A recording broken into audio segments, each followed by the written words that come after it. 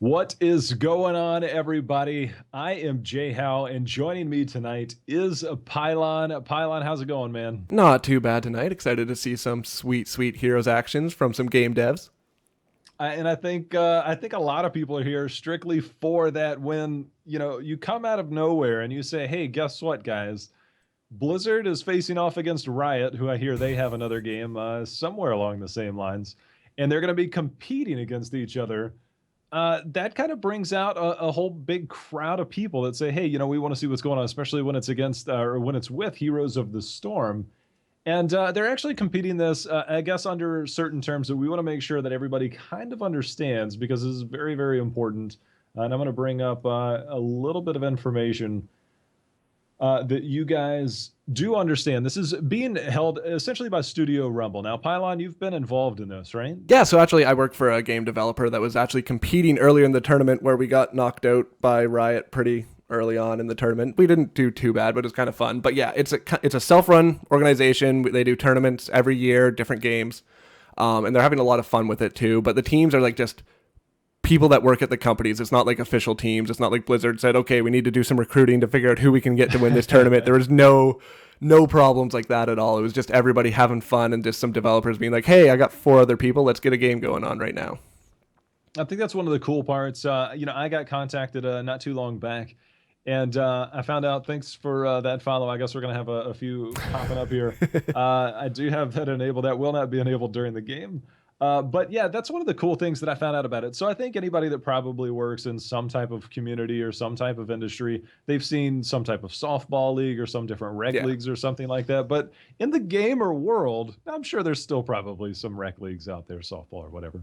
But in this one, we actually have video games as something of a sport. And like Pylon was saying, this is not run by Blizzard. It's not run by Riot. It's not run by any of these corporations. They're completely independent. It's just people that like playing games, and it's different companies, and they're going up against each other. So we want to make sure, in any form or fashion, that is not misconstrued at all.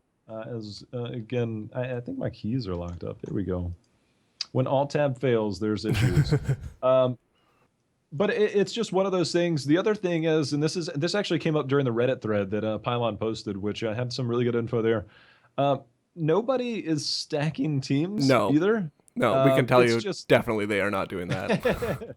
yeah. So it's actually a lot going on with these teams. The other thing is, you guys can check out the bracket there. I'm going to go ahead and leave you their site. It's actually just studiorumble.com.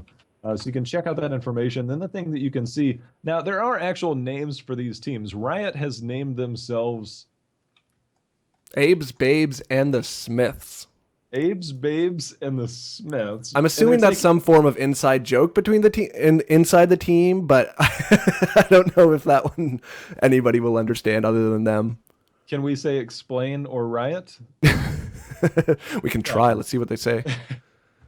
The other one, Blizzard, their team name in this one is actually Samurais in Disguise. And one of the things, if you actually take a look at the bracket and you go to the bracket or the thing, there's actually three different tabs. There's main bracket, losers bracket, and final. Finals where you'll see this, and then you can kind of get a little bit more information on there. Um, I'm gonna make sure they're actually telling me what maps they're banning. I'm Yeah, I was a little bit confused. They have a little bit of an interesting way. They're not doing the map ban throughout Heroes Draft. They're just doing kind of like a gentleman's agreement, I think, Yeah. before the game. I know last time we talked them into making sure that we did. All right, we will be getting a link here for you Yeah. guys in just a second. But you can check out more information about Studio Rumble. The other cool thing that I found is this has actually been going on for quite some time. When they gave me a little bit of information, I actually found they rotate games every year. And I believe it started a few years back, and I'm sure somebody will pop into chat and kind of fill us in on that. But I know they're going to be picking a different game going forward. Studio Rumble has been doing this for a while. I'm just very thankful that they allowed me to cast the losers bracket finals just last week. I don't know if that was last week, 10 days ago, It was or it what was day. 2 weeks ago, I Okay, believe. Yeah, because they wanted to make time sure they had a flies. little bit extra time in the middle there. Yeah, but they've been doing it for a while, and I think the number one thing that's been coming out of this is the fact that everybody's like, "Hey, I've never heard of this. Why haven't I heard of this?" And so props to these guys for I guess bringing it to the public eye. I'm sure some people probably know it, right? But I think the majority of people I talk to are like, whoa, whoa, whoa, wait a minute now. We've got Blizzard versus Riot I and think Heroes the of the Storm. I think the teams that are actually made it to the finals too do make it a little bit more exciting for people. Like, I'll be honest, if it was my team making it to the finals, I don't think anyone would be like, "Oh man, Big Viking Games made it to the finals. That's so crazy." But being Blizzard and Riot, because as we know, Riot's made, I think it's a similar game to Heroes of the Storm. People have talked about It's it a where little bit. I think people it's a laugh at each small other, kind of an right? underground game. Only a few people know about it, but They laugh at each other. yeah. Oh yeah, like last game they were just like watching the lobby chat was just hilarious. It's like, People being well, one of our games, I think, against Blizzard, people were like, "Hey, so if we beat you, do we all get Overwatch beta access? That'd be hey, fantastic." speaking of Overwatch beta, that's coming I back. know next it's coming week. back soon. I need to talk to somebody in the game, be like, "Hey, hook me We up." need to talk to a lot of people. I think a lot of people would like to talk to a lot of people for that Overwatch beta. It's okay. We've got to pause for a minute there because somebody on the Riot team has to go grab tea. So there'll be at least 30 seconds before we get going. So props to Pylon for joining me here. If you're on the West Coast, it's 10 p.m. and some of you might be getting ready for bed, and that's cool. So we appreciate you guys here. This is going to be a best of 5. Now, Abe's Babes, which is Riot, since they won in the winners bracket, they actually, because it's a best of 5 and you won there, did you get the link for the draft? It's 41-44. Oh, I haven't got it yet either. So 41-44. perfect. So they're gonna the Riot team actually gets a 1-0 lead because they won in that winners bracket, and technically, to get into the finals, Riot actually beat Blizzard. And again, since you're up late on the West Coast, 10 p.m. for you guys, Pylon and I are actually clear on the other side of the country. It is now 1:10 for us. So we appreciate you guys. Any energy and anything you guys want to throw our way. I actually casted a tournament just a few hours ago, and I'm doing another one today or tonight. I guess it technically is today at this point. So thank you guys for joining us here for a little bit of Blizzard versus Riot action, aka Abe's Babes and the Smiths versus Samurais in Disguise. Gonna have a little bit of fun with this one. Yeah, First it should be a lighthearted game. Don't expect to see any meta changing picks out here. It's not going to be something that defines the generation of games here. It's going to be kind of a fun game. People pick familiar heroes. One of the teams was saying in the Reddit thread earlier today that they're like, well, our strategy to only pick Raynor because that's the only hero we own didn't work out so well because they hadn't buffed him yet. So Yeah, and now if they pick him again, hopefully they've got a few more heroes by now. But Raynor actually took a little bit of a nerf, mostly on his health there. Makes him a little bit easier to blow up. I'm not sure if we'll see him as much. I'm sure he'll still be there at some point. But the meta in competitive heroes is changing very, very rapidly right now. Huge patch just the other day. We had a minor change before, and then Li Ming comes in, and Li Ming right now feels completely broken and OP. But Li Ming will not be seen tonight. I know that's a question that's come up a few times. Li Ming not going to be in this one. But as Pylon alluded to, I don't think you should expect overly crazy meta picks. So just have fun with this. Have fun with the fact that you're going to see Abe's Babes and the Smiths, aka Riot, which I think you guys are here because it's Riot and Blizzard, not because it's Abe's Babes and the Smiths versus Samurais in Disguise. So we'll call it like it is. Versus Riot. You guys are gonna have a good time with this. it looks like the teams are starting to get ready in the draft there, so it should be momentarily. And it looks like they are live on the draft.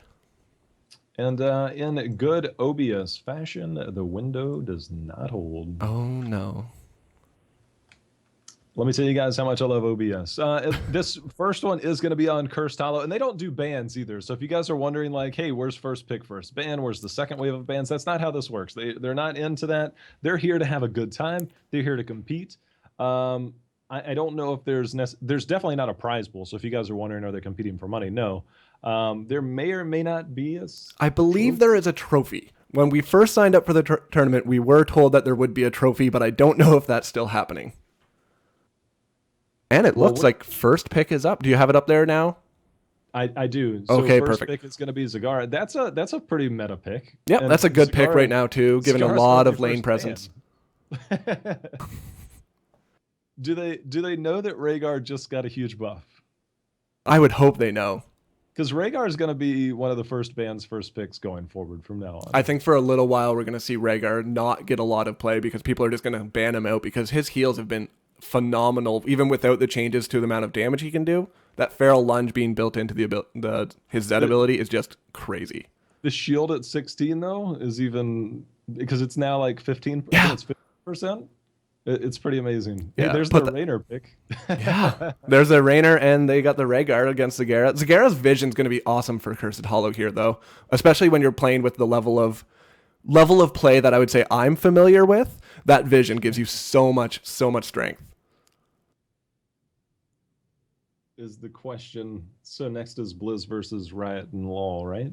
Yeah, I think Good there luck, was actually, I believe 2011, Studio Rumble did do League of Legends, if I'm not mistaken. So I'd imagine it'll be a new game coming up there next. Yeah, so if you guys didn't get the first part of the intro, they actually have been doing this a while. These guys from these different companies, again, they're putting us together. They play a different game every year. They're just kind of bringing it to the light, to the light for us over the last few weeks to allow. I've been able to cast Pylon, did a stream as well, and now we're here together. Doing it as we see Blizzard going with Zagara, Vala, and Johanna. All strong picks so far. I mean, the last time we did it, I did see an Abathur pick on Shire, which, again, we don't expect these guys to be like hitting the pro circuit anytime soon. They just really loved Abathur. Oh, and we've got a Jaina and Leoric combo coming up here. That's going to be exciting to see. Also, I guess I should ask this now. I had to do a little bit of an audio change with a setup before. So if you guys, if I'm coming through too loud or Pylon is not coming through loud enough, please let us know. We do need to check that, I guess, the quick audio check. But we are going to see Kerrigan and Uther. So that's a stun-heavy team there. I think I saw, it might have been Blizzard, but I definitely saw a team run it during the last game in the losers bracket finals, and they were pulling off Kerrigan combinations. Yep, there's I believe it was Batman was playing Kerrigan in the last game, and he was doing a phenomenal job. Batman, I should say. I mean, if you look at it, Kerrigan and Uther, I mean that's quite the stun lock there, and if you can get some damage behind it, that could be pretty interesting. Especially with Joe. Oh, go ahead there, sir. I was just saying, Riot wrapping it up there. So Muradin, Jaina, Leoric, Raynor, and Rhaegar, two pretty. I mean, I guess you could say pretty even teams as far as comps. I think that Kerrigan pick is definitely going to be kind of the X factor for me. Is if Kerrigan can land those combos, then we're going to have some pretty interesting fights on the side of Blizzard. But like I said, Riot actually won this game in the main bracket originally, I think it was just a best of one. It was a best of one to begin with, yes. So they haven't had to compete in the best of five, I don't believe. So it is time for the rematch. It is time. They're fighting words. I'm ready to have a little bit of fun with this. I think this is going to be a great game to watch, but we'll have a blast. I'm going to give them the green light in game. We're going to have to update the names. I think sometimes they tend to switch sides, red and blue. Again, this is a best of 5. And since Riot won that first game in the main bracket, that gives them basically a +1. So the series is starting out best of 5 with Riot being up 1-0. And that is the fair way to do it when you have that winner's bracket and loser's bracket. So we're going to have that. So if you guys see a 1-up, no, this is the first game of the night. It's just, in all fairness, that's how it's going.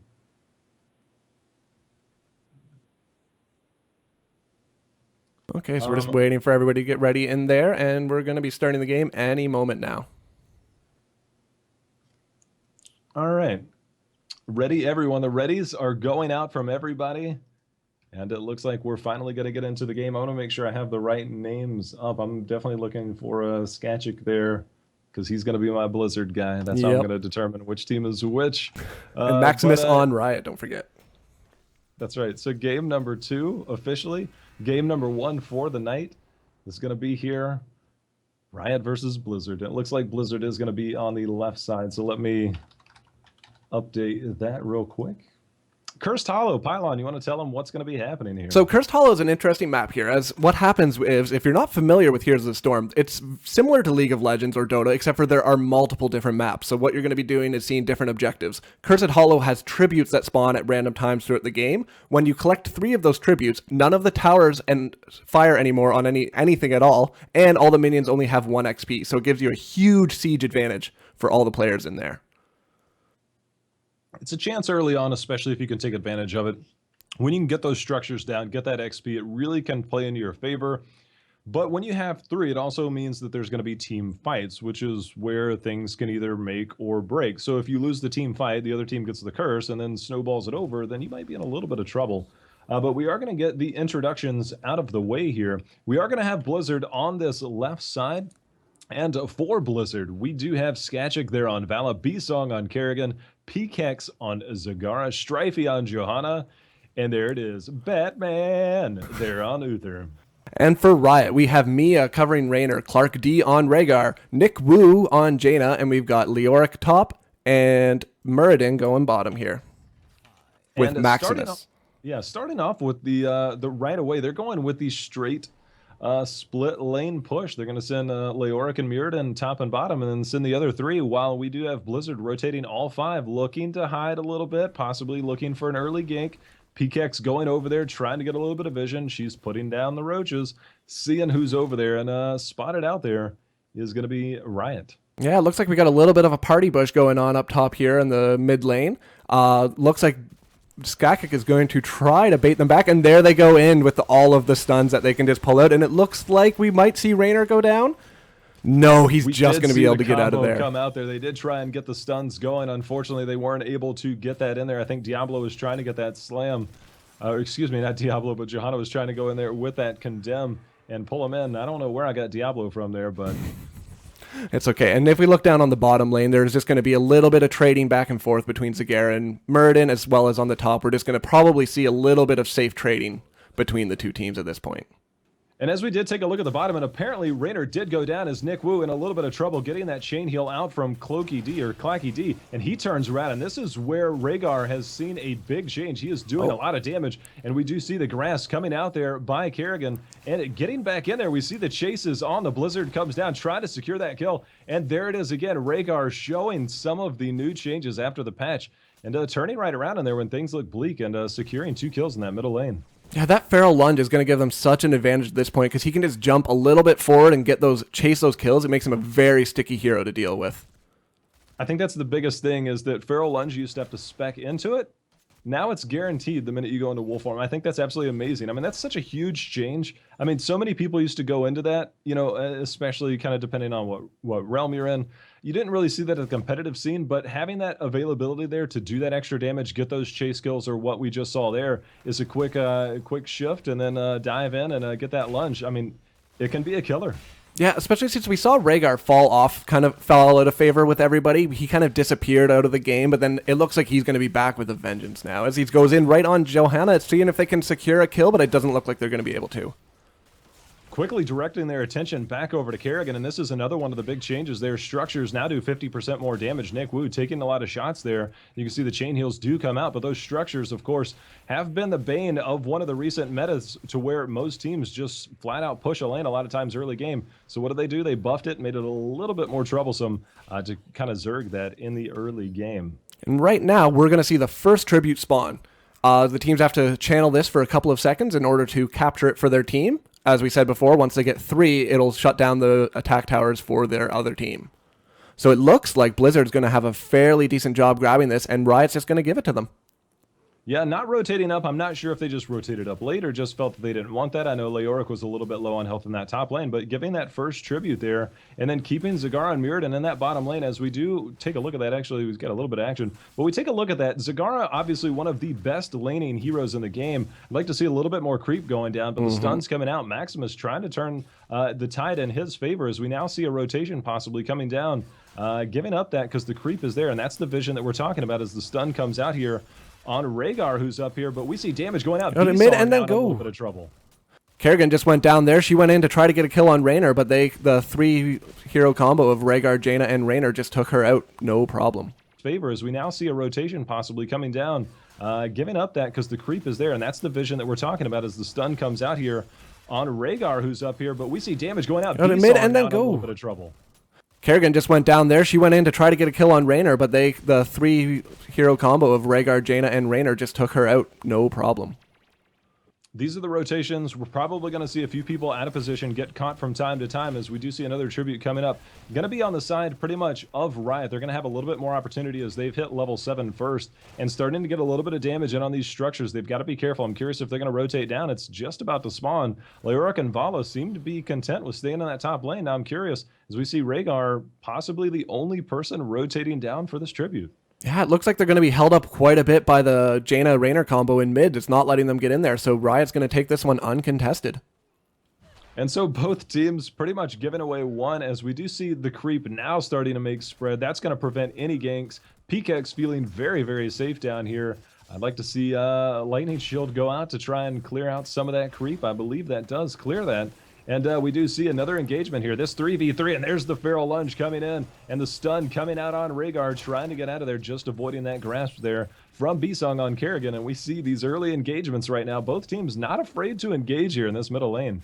Yeah, however, on that top lane, you are not seeing much action at all. There have been trades back and forth. It looks like they've got equal amounts, but it looks like Riot is going to rotate up to try to get a nice pick off on Jaina and Vala here. This is interesting because Bisong has to be careful. Coming back behind it, Nick Wu now diving in, and Nick Wu has to be careful as Jaina is there, not getting the stun out, but the Blizzard coming down, rotating over is Leoric, trying to offer some support.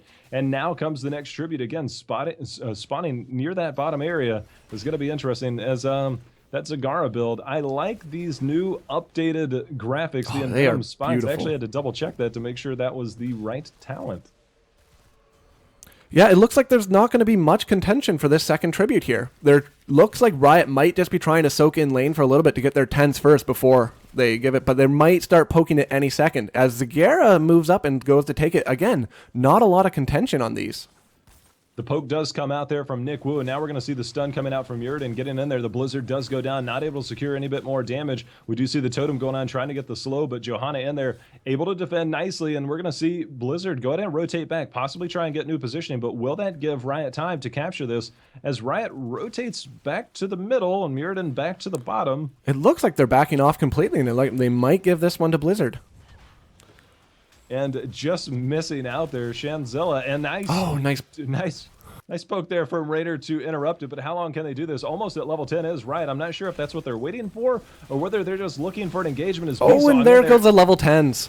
So we see B-Song's about to go down, and everybody is dropping like flies on this fight. I'm not sure who's going to be coming out on top in this case. Yeah, both teams losing members on both ends, but we do see 4 people now go down for Blizzard. PKX trying to get out of there. Level 10 was hit. We saw the Hyperion go up. Avatar was pop. All heroics went out except for that Ancestral Healing. I believe I did see it cast, but I'm guessing somebody went down before it was able to land, so all heroics did go out there. That Ancestral Healing is going to be around, but that is going to be 2 tributes to 1. And for Blizzard, they're actually going to have the opportunity to get to 10 before the next tribute. So the next tribute fight could be very interesting as we do take a look at that bottom lane where it looks like Muradin and Jaina are down here trying to do a bit of damage to clear out some of these structures. Yeah, at this point, before the next tribute, it looks like both teams are probably going to try to get some lane presence back. Riot right now seems to have the advantage here, and they are going to try to push as much as they can. They're taking out bottom fort pretty well. It looks like the gates might be down before the next tribute. Trying to get this, again, level 10 is hit. As we now take a look at the Blizzard Heroics, we are going to see that Divine Shield. We're going to see Blessed Shield coming out from Johanna. Devouring Maul, of course, Maelstrom there for Kerrigan, and then that Strafe, which does a ton of damage, going to be coming out from Vala. As we now have that tribute spawning right up by Nick Wu, and I'm curious if they're going to rotate over. We do see Blizzard trying to get in position, and it looks like we might have a party bush. B-Song trying to be there solo. Raynor has to No, they might kind of catch out this Raynor down here. And it looks like Raynor is going to go down if this goes at... Yes, he is. But they're giving that tribute. Nope, they're backing off. Leoric is staying top lane, and it looks like Riot is going to back off. Diving in there, Maximus using his Dwarf Toss, trying to get in there, popping that Avatar, doing the damage. We do see the Devouring Maul come out, but one hero goes down as Vala goes down. Kerrigan goes down, diving in on this back lane. We've got all kinds of damage going out. The Ancestral Healing comes out, and Zagara goes down.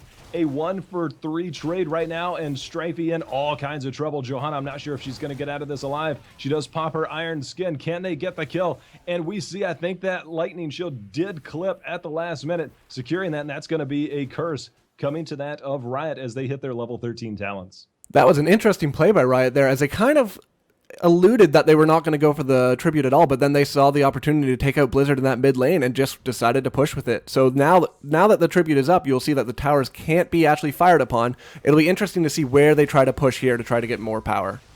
Raynor using that Hyperion in the top lane. That's going to do that extra structure damage. They're going to try and get this push here. If they can get a fort or two down, that's going to get them well on their way to level 16 as they now have a 2.5 level lead advantage, and they're only going to extend this with this first curse and rotating down. This is going to be interesting. We do see Nick Wu and Maximus both rotating down. Zagara out here getting caught by that Blizzard. No fear. Dwarf toss in. Out comes the stun. Strafe trying to ward it off, but Pikex does go down. Nice rotation from Riot, and it looks like they're going to take the bottom fort as well. Those changes to Rhaegar really helped him out here. As you could see, he was hanging out there with Zagara by himself for a little while, and a couple of weeks ago, Rhaegar would never be able to just sit in a lane alone while taking out a tower against Zagara. She'd be able to push him off right away, but he seems he's a lot tankier now and able to do much more damage.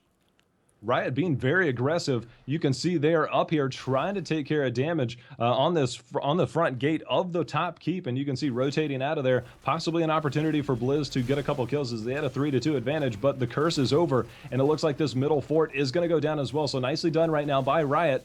They're almost at level 16 around the same time that Blizzard's going to be getting 13, and you can see they now technically have a 2 talent advantage, at least for the moment. So Riot in complete control right now on Cursed Hollow.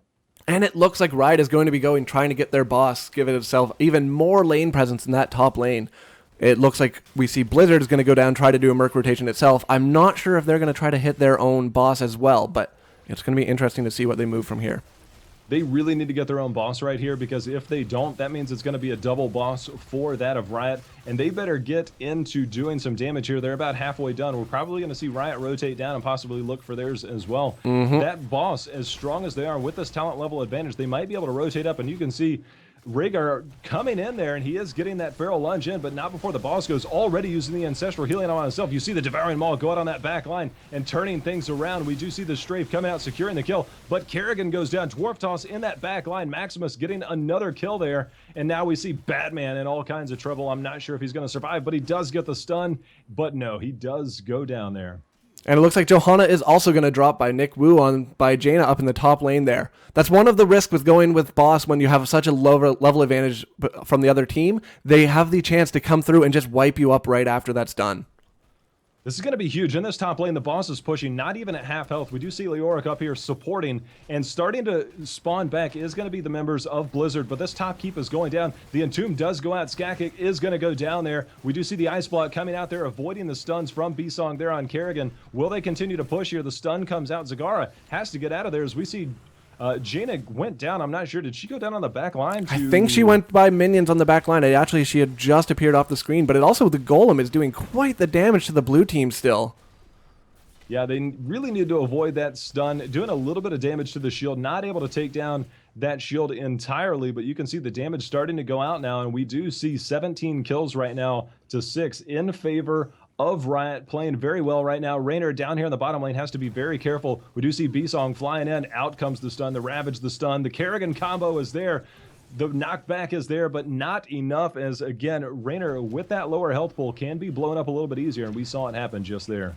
Yeah, it looks like they're going to have quite the disadvantage going in here, so it might be smart for the Riot team just to back off and give this to them. This is not a tribute-giving tribute. I guess curse-giving tribute on it, as I should say. So they don't have to worry as much about Blizzard getting that one. If Blizzard can go ahead and continue to soak here, avoid any possible ganks, get to 16, they'll be on somewhat of an even playing field to be on that same talent level, and that's going to be their opportunity. They really need to win a team fight. They need to have a pick or something to turn in their favor to really turn this game around, and there they are hitting level 16, and this is going to be an opportunity for them to hopefully get a comeback. If not, this next team fight could mean good game, because that top keep is gone, and we see Leoric over here already grabbing this top siege camp. And now we might have an engagement here. Jaina has to be very careful with her positioning. And we might have Riot split up a little bit if Blizzard can sniff this out and possibly get a pick here. Luckily for Riot, it looks like that tribute popped up and distracted them just in time as they go in and see Johanna splits out on her own now, and she might drop now as the entire Riot team, except for Raynor, falls on her. But no, Blizzard is going to pop in. But it doesn't look like we're going to see an engagement here. Both teams are backing off slowly because I think they're going to want to go for that tributes. Without Raynor there, that would have been a tough commitment from Riot going in 4v5, but that does give Raynor the opportunity to go ahead and drop down, secure a tribute for themselves, and to be able to get one in that quest for the curses. We see the Devouring Maw coming out a little bit preemptive there on that back line. It does secure one. The Entomb does come out, and we do see all kinds of damage. Divine Shield does go out there. The Strafe is coming out. Can we see a kill? The Ancestral Healing keeping Maximus alive. Kerrigan does go down, though, and they're now making the push. Vala goes down. The Hyperion comes out, and we see PKX in all kinds of trouble. Will he survive? He will, but this could be the beginning of the end. Strifey going down there. Maximus dwarf tossing in, and a 5-2 advantage. And if they get this keep down, they might turn and just go for the core because they're going to hit 20 right now. Yeah, they've got their 20 there. They've got 5 men still up, and they've still got some heals out of Rhaegar that he can give them. So it's going to be interesting. They're probably just going to push, and they're going for the core right now. It looks like they're going to be able to get enough damage. It is starting to just melt down. Blizzard's not able to do enough damage. It's Uther and Zagara just can't do enough AoE damage, and it looks like the core is going to drop now. We see the GGs come out, and that is the game. Game number 1, of course, going to Riot. And if you're wondering the score, because Riot did win in the winners bracket, they actually did have a 1-0 heading into this best of 5 because they won that winners bracket. So technically, this is game number 2, our first game of the night. We're going to get that updated as we are going to see Riot have a 2-0 advantage in this best of 3. So if they do get the next win, that's actually going to be GG's for the tournament for Studio Rumble. Again, if you guys do want to check out more information, these are tournaments. This is a tournament held by Studio Rumble, a completely independent organization. That's one thing we want to stress. While you are watching Blizzard versus Riot, which in my opinion is completely awesome, with the fact that, we have these guys, and I look at it as something of a rec league. That's the only way I can equate it. It just so happens to be a very nerdy rec league in the sense that you don't have to get up and run or do anything or throw anything. You just sit and click a mouse and press a keyboard. But either way, this is completely independently run. It's not sponsored by any of these companies that are competing. Pylon is with a company, Pylon. Who are you with? And you competed in this as well. If you want to give me kind of your take on it as well, to kind of let everybody know, how this has been going for the different teams involved. Yeah, so I work for a company called Big Viking Games. We're actually a Canadian company out of London, Ontario, so we're a little bit north of the border for you there. But we heard about this first. I was randomly perusing Reddit one day, and I believe it was the Treyarch team was like, hey, we're going to start doing this. Does anybody want to coach us? Because they're like, we played one game and just got raffle stomped. So they were looking for someone to coach. I was like, oh, a bunch of the people at our studio play, so we wanted to have a little bit of fun and keep playing, so we joined the tournament. We had some good luck early on, and then we played Riot and didn't do so well. So Riot playing really, really well. I think they won the winners bracket for a reason, as they went through that second game there, the first game again of the night. Looking pretty strong. They seem to have a good grasp of how the map worked, about the good rotations. We saw some good combinations come out. We saw them get the picks that were needed there. I think a little bit better positioning from Blizzard would have prevented some of those picks out in the open, maybe give them a little bit better shot. But Riot played very well game number 1. So they're now up 2-0 in this best of 5. So yeah, it's interesting to see that Riot seems to have a bit of a mechanical advantage. They played very, very well, even though it's not their own game. So it seems that some of those League of Legends players may or may not know how to play the game. I mean, I don't know. Like, I tried to play League of Legends years ago. It wasn't for me. And then I don't know what it was about Heroes of the Storm. Maybe it's because I've played Diablo. Maybe it's because I've played StarCraft. Maybe it's because I've played World of Warcraft. So I was familiar with a lot of stuff. But Heroes of the Storm grew on me very, very quickly. I know that some people are able to come over and it translates well. From League of Legends, at least they have a grasp on what they need to do, and they start to learn the mechanics and the gameplay as they go along. So it might translate well for some of these guys. Again, I don't know the history of the people involved, but it seems like they know what they're doing. They definitely seems like they know what they're doing. Yeah, sorry, it looks like my webcam mic was actually on, so that was changing some of the audio around quite a bit there. I was wondering the whole time why it sounded like that. You didn't tell me anything before. I just thought, like, man, what happened to his microphone? No, it's apparently my Skype microphone decided to switch on me like 2 minutes before the game started, so it should be good now. Does it sound better at least? I love Twitch chat because I need to change my face. That's awesome. Yeah, shout out to Under the Deep for telling me that my webcam mic was on. He is the unsung hero of this game. I mean, I was just like, man, I don't. We Pilot and I, we've exchanged emails. We talked a little bit after the last series from a couple weeks ago. We got on Skype just a little while ago. I had a tournament that I had to do earlier, and then we got on Skype a little while ago. Again, both of us are on the East Coast. I think I just needed a little bit of break. We got our second wind. Speaking of second win, that's what Riot just got. But my second win, duh. And so we got into talking. So I didn't really get to hear his microphone a whole lot, and I thought it sounded better. But then we took a pause to start the stream, and I was like, "Is that what it sounded like before?" And I didn't want to say anything. I was just like, "Am I crazy? Am I tired? I mean, it's like 1:40 in the morning." Yeah, I think that might have been my problem there. It's a little bit late for us here, but yes, thank you everybody for letting me know that my webcam mic was on. I hope it sounds so much better now because I have a nice Audio Technica mic that I want to hear the soft, subtle sounds of. A little bit better than a webcam mic. A little bit better than the webcam mic. Just a little bit. All right. We've got some friendly banter going back and forth, complimenting Blizzard on the games they have made, which is kind of nice to see. They said, we'll give you the PG-13 version. Hey, as a side note, don't know if any of you guys worked on Legacy of the Void, but it's amazing. They seem to be fans of each other's games, and why not, right? I mean, just because you work for somebody, I'm sorry, but I like a lot of their games too. But you can see the mutual respect going out. We would bring that to you guys, but we'll let them have that. That's their own little private area where they can chat, have a little bit of banter. I'm going to let them know. We're ready whenever they give us that link.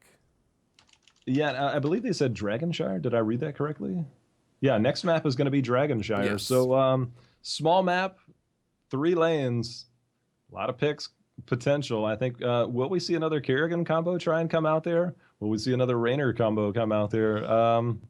There it is. There's the draft link. We're going to get you guys over there. Again, it's for fun. No need for bans. No need for bans.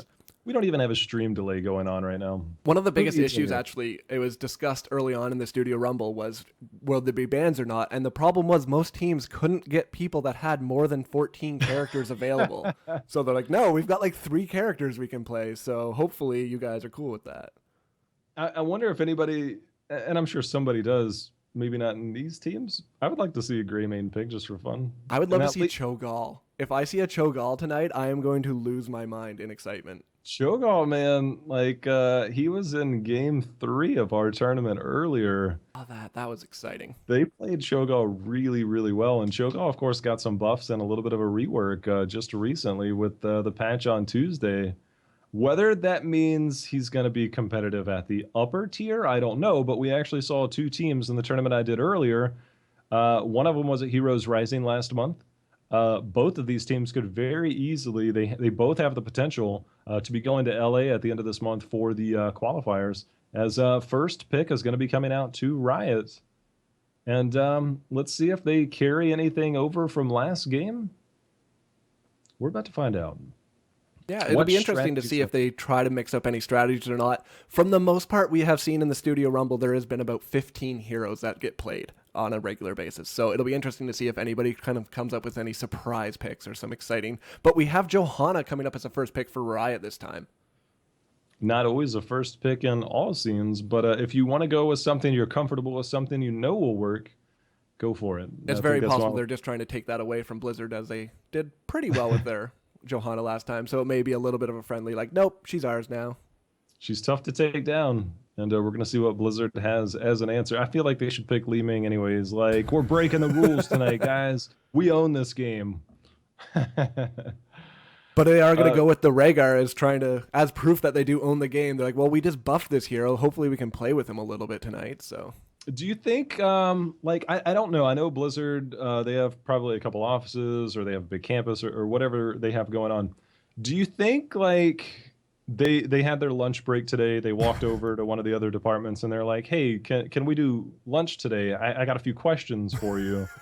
And like they sat around, like I guess they're a big company, maybe they have a cafeteria, so they might have a cafeteria break room, and they're sitting there like, hey man, I got a few questions. We're in this finals tonight, We're going against Riot. We don't want to look bad. So who do we pick? I mean, I'm not saying that's how it happened. Maybe they say, hey, maybe there's some tricks you can. Can we tell just us look what at the works. stats to see the win rates of the actual heroes? That'd be great. Can Just you for a log little into my bit. account and give me those heroes?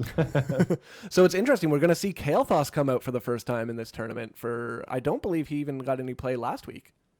It's going to be pretty scary. Kael'thas against, I'm not taking anything away, but against less experienced people, like when that chain bomb at level 13 is on there, if you're not familiar with it or you're not as familiar with it, you might accidentally spread it to somebody else, and then your whole team is blown up, and then you're wondering what the heck just happened. Yeah, we were playing in the Studio Rumble when the Kael'thas Dream came out, and it was basically Kael'thas Jaina every game. And since there's no bans, there was nothing you could do about it. So it was basically who got first pick on Kael'thas was gonna win the game. Yeah, that was quite a trying time. I mean, that was what, like 8 months ago? That was a while ago, yeah. God, it feels. I mean, I think it was because Kael'thas was last May. He was still it was still the beta at the point of Kael'thas coming out. So I think he came out like May. it would have been Right? Johanna came out June, so whoever was the hero before Johanna would have been May. It may have been Kael'thas. Someone in chat will let us know exactly who it Somebody was. in chat, fact check Kael'thas release date. But looking at it, we are seeing again another strong draft from Blizzard. Rhaegar, Zagara, Vala, and Mirrodin. Mirrodin obviously with a little bit of a change to his avatar. More health, no stun. Yeah, it looks like that change is going to be a little bit interesting as people try to figure out how to play Mirrodin. We may even see a Haymaker in this game. You don't really know what's going to happen. I would love to see the Haymaker. I'm kind of curious to see if it's going to make its way into the new meta. I mean, the thing is, Mirrodin used to be #1 warrior by far. Easily. Like, by far. And now, people aren't as big a fan of him, especially getting rid of that. I mean, the avatar is nice and all. He's still tanky. He's still got a Stormbolt he can throw out. But I just looked over. Yep. Huh. Speaking of new meta, we're going to have Gazlo this game. I like it. I love it, I like Gazlo. it. He's a fun hero to play. I really hope they do a little bit of a rework on him because everything he does is fun. The problem is just nothing actually seems to ever come out of it. But who knows what's going to happen here? He can rip apart melee heroes, so maybe they're using it as an answer to Rhaegar and Muradin at this point. Put some turrets up around one of the shrines, and then the talent Clockwork Steam Fist. I'm keeping the patch notes up because there were so many. Like I remember most of them, but when you think about Gazlo, you don't necessarily pay attention as much to Gazlo patch notes. I think Gazlo's patches were mostly just ability toolchip changes, except for the fact that his D now dismounts him. Yeah, so he kind of got a nerf. The Clockwork Steam Fist is actually gonna give you instead of 1 second, it gives you 1.5 seconds per basic attack for the turret duration. Yes. Which means that if you're manning that top lane and you want to be able to throw turrets in kind of a safe area and you can stay in a lane and continue to attack, maybe you'll be able to continue to do a few things with it. I don't know, like Gazlo. If I don't know happens what's gonna with him, it'd be cool to see Gazlo. I think he's probably still on the board for a few more reworks. At least they made him a little better. The nice thing with Gazlo on Dragonshire, the one redeeming factor he has is he can put those turrets right around the turn-in point to try to pick up the actual dragon, and when he does that, it makes it very difficult for the other team to try to capture it. Well, we're gonna find out. That last pick that came in there for Blizzard was Thrall, so a couple green guys coming out today. Blizzard has a strong draft. I mean, a really strong draft. Riot, everything looks good. I'm really curious about the Gazlo pick. But I'm ready. I'm letting them know. I just switched back over to game. We are ready to go. This is, again, game number 3. Game number 2 for the night. Again, that first win did go to Riot, or the free win, I guess, essentially, because they won the winner's bracket. And then they won game number 2 tonight in our first game. And this is going to be Dragonshire. Dragonshire, a 3-lane map, much, much smaller. And they are switching sides on me. If you want to explain Dragon Shire, I'm going to update these team names because I don't oh think no, they did keep they the same. did not switch sides. No, Sorry. don't worry, you're good. But yeah, so okay. Dragon Shire is an interesting map as it's a 3-lane, as JHow was saying, and the object of the game here is you want to control the 2 shrines, one at the top, one in the bottom lane. Once your team controls both of them, you're able to unleash this Dragon Knight that just does tons of siege damage and can zone out players very, very well. So you want to do that early on in the game, as you will be able to get quite the push with it. The punt for the Dragon Knight, the cooldown is much quicker. So the wind up used to be so long that you used to be able to reposition yourself so that you could avoid being kicked in the wrong direction. Now it's much quicker with a little bit longer cooldown. Either way, looking at the teams, we are going to have Blizzard on the left side for the blue team again. We're going to have Skachik there on Vala, B-Song on Thrall, Pikex once again on Zagara, Strifey on Muradin, and Batman on Rhaegar. And for Riot, we've got Maximus covering Johanna, Nick Wu on Kael'thas, Mia covering that Raynor again, and then in the bottom lane, we've got Shanzilla on Malfurion, and Clarky D is covering our favorite Gazlo. Looking at it, we do see the party bush potential right now for that of Blizzard, but not having any of it as we do see Gazlo down there already getting his turret set up. He's getting in position, and they're just going with a complete split lane. We do see Johanna over here hiding in the bush. She'll be okay. We do see 4 members coming out repositioning. Maximus said, hey, I don't want any of this. You guys can have those early minions. We're going to get to work elsewhere. It doesn't look like they're going to be able to use their party bush that they used last game at the beginning here, as everybody just split up and is playing pretty safe. But they are going to be going down on Muradin or Malfurion here, and it looks like Gazlo is going to go down. No, my little goblin buddy is going to lose it. Gazlo suffering an early death there, so first blood going out right before the shrines get called out. We're going to have another 15 seconds before this gets started.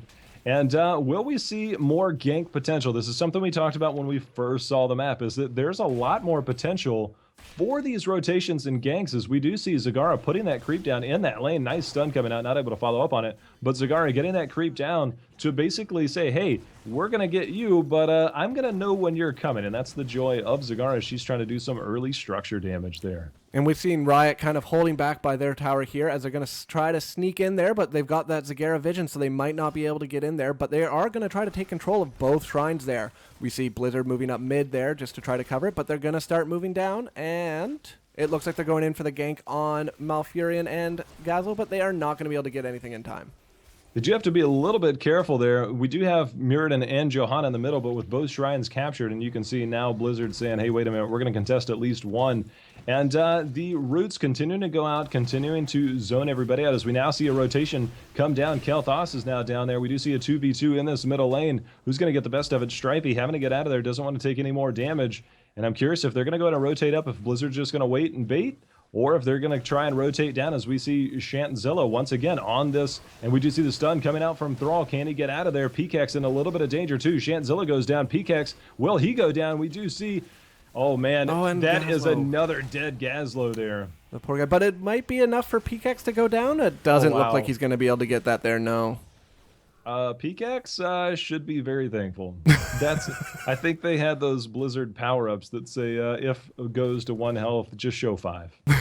Yeah, he barely made it of that one alive.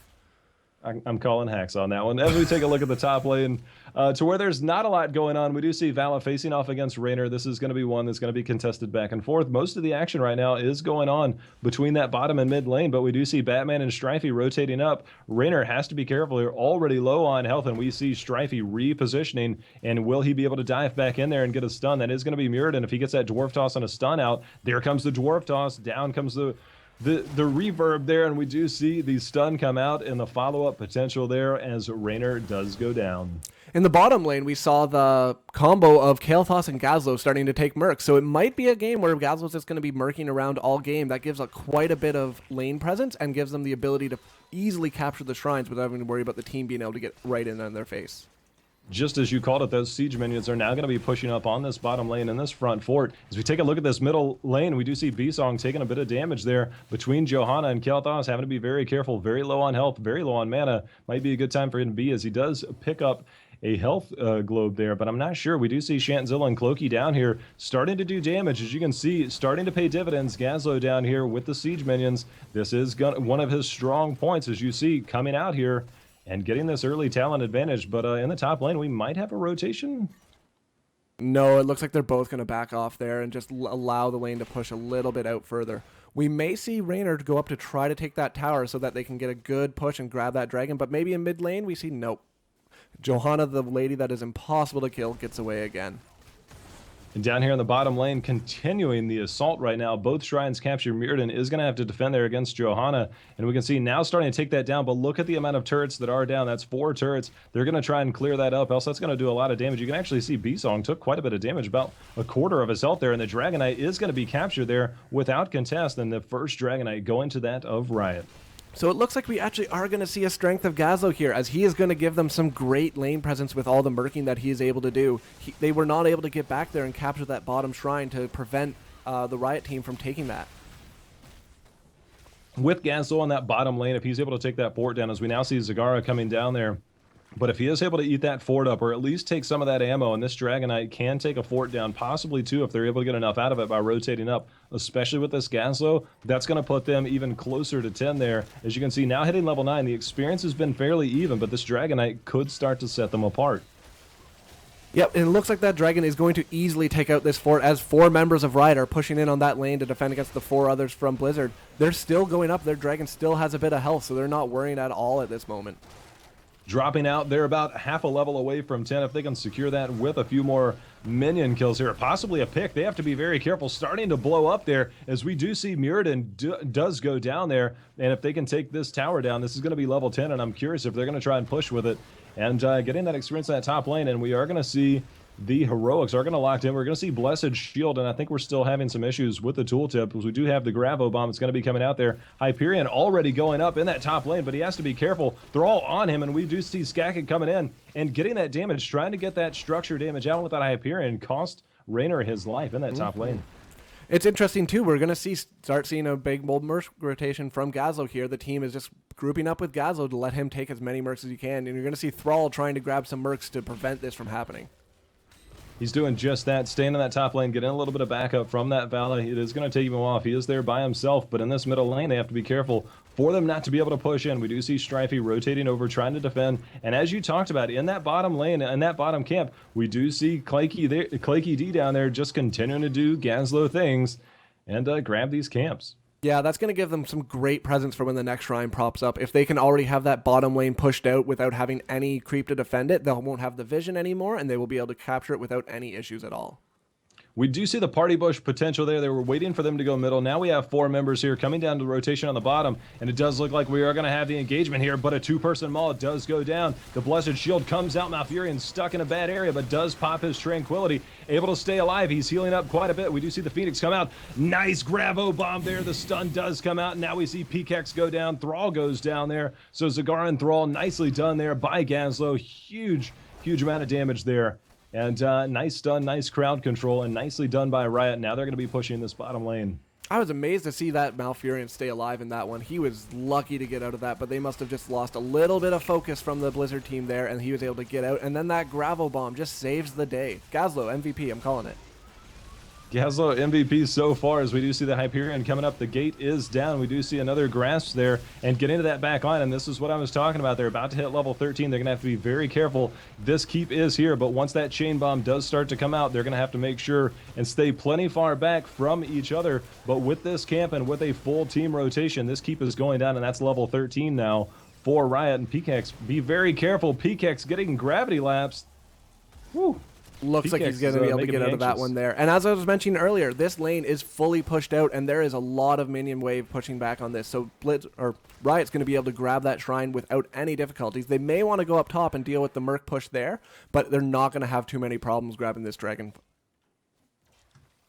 Not at all. You do see the rotation now going up. In that meantime, what you called just a little while ago was that camp in that top lane that was grabbed by Thrall. And we can actually see that front gate is down in that top lane on the side of Riot. And that fort has no ammo and just about half health. And it looks like they do spot Raynor here. They do wait for him to come out. Zagara coming out. Zagara probably not the one to lead the charge there. Should have waited for a Mirrodin. But now we do have the rest of Riot rotating up. The gravity lapse does go out there. It looks like we've got an engagement again.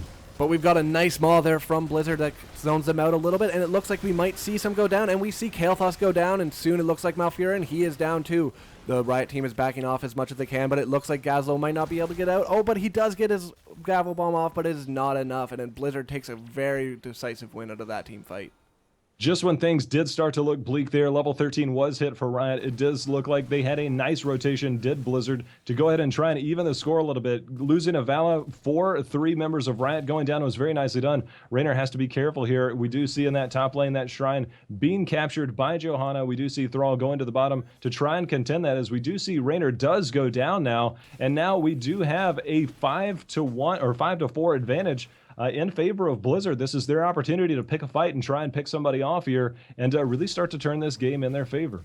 The decision-making from Blizzard is going to be very crucial in this point here. If they split off and try to grab Merc camps to prevent Gazlo from taking them, they're not going to be able to hold that advantage for much longer, and Raynor is going to come up and make those team fights very hard. But it looks like they are going to go on that Siege Giant with Kael'thas is there. Will Kael'thas see in time and be able to get out?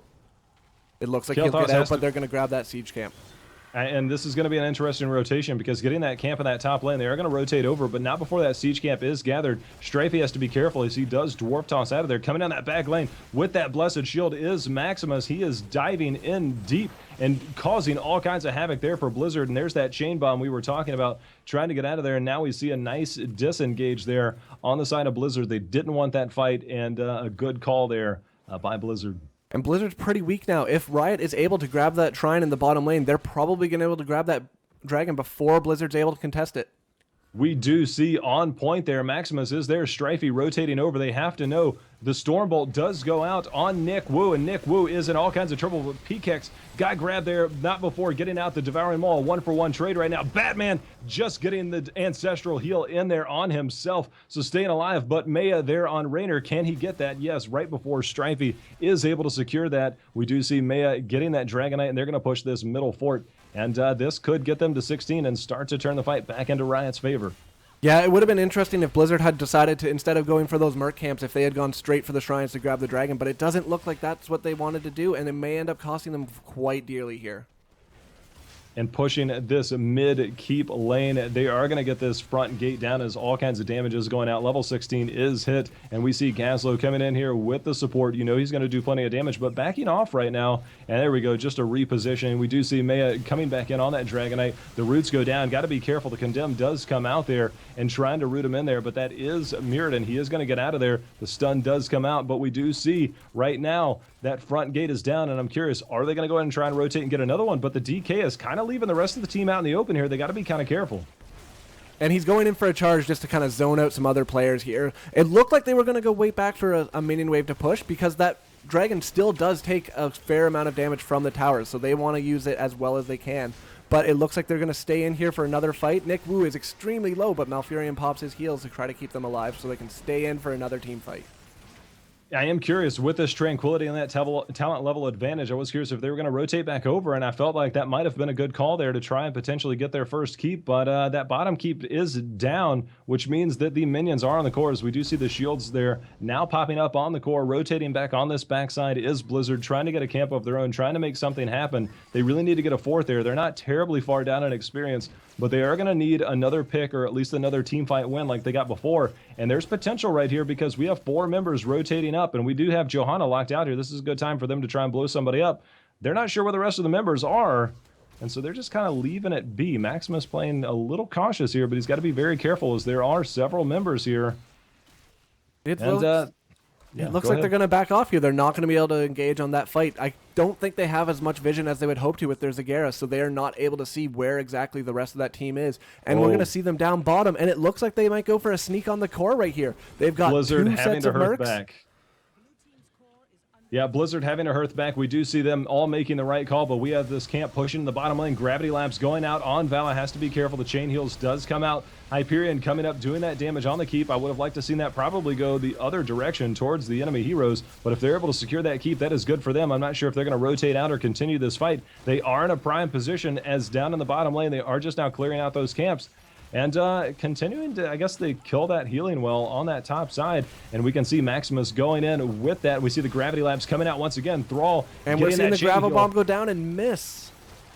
Gravel Bomb does miss, but we do see Strafe coming out trying to do some damage, but getting zoned in a very troubling spot here. Vala has to be careful as we see the Reeds going out, grabbing Muradin in a little bit of trouble. That's Rhaegar trying to get out of there.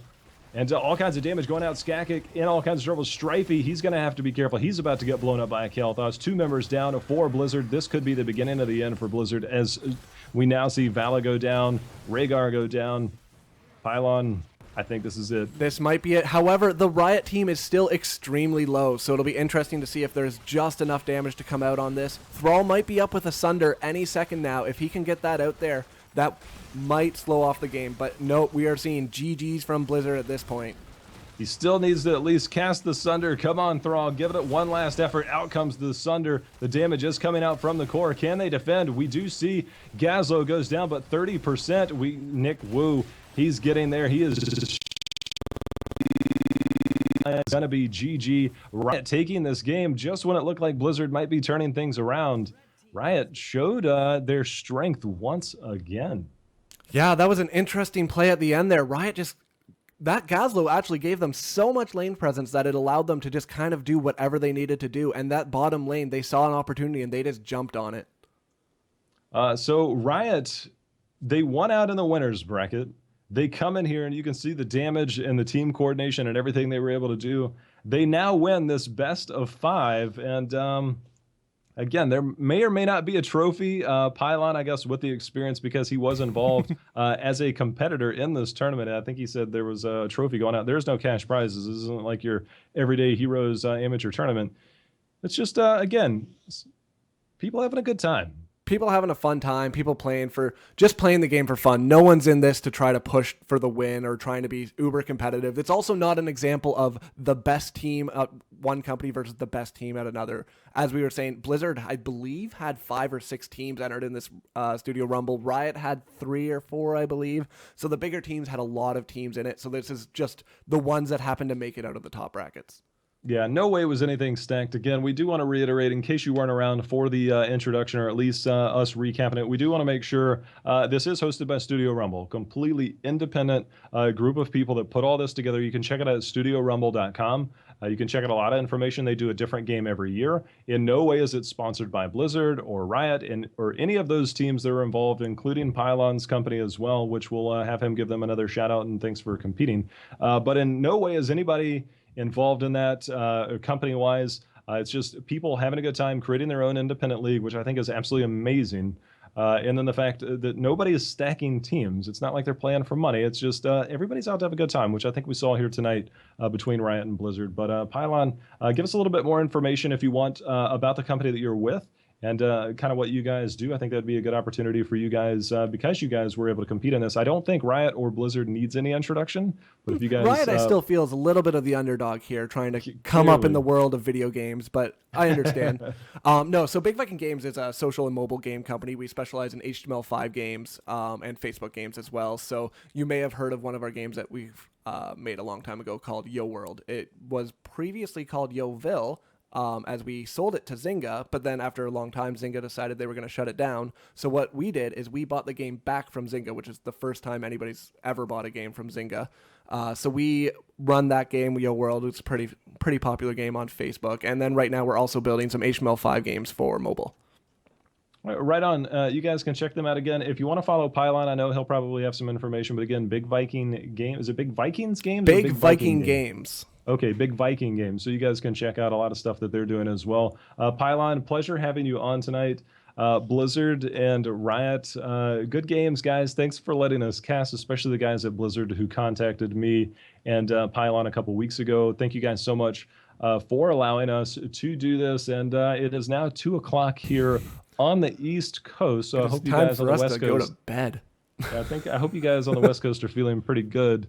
I know that I'm going to go to bed, and I'm going to stay tight, fellas. Everybody have a great night. Again, thank you for stopping by the channel. And again, if you want to follow me on Twitter, you can find out more tournaments that I'm casting at various points. I've got an announcement that I'll be coming out with hopefully tomorrow or this weekend, which I'm pretty excited about. So if you guys want to check out some stuff that I've got coming up, as well as you can see information below, YouTube, stuff like that. But thank you guys for stopping by. Everybody have a great night. Pylon, a pleasure having you on, man. And thank you for having me. I know it was kind of a last minute thing. We actually didn't know each other until about a week ago. I don't think you even know who I was at that point, but thanks for having me on this. It was a great opportunity, a lot of fun. So yeah, definitely. Everybody have a good night. And again, thanks for stopping by, and see you next time. Stay tight.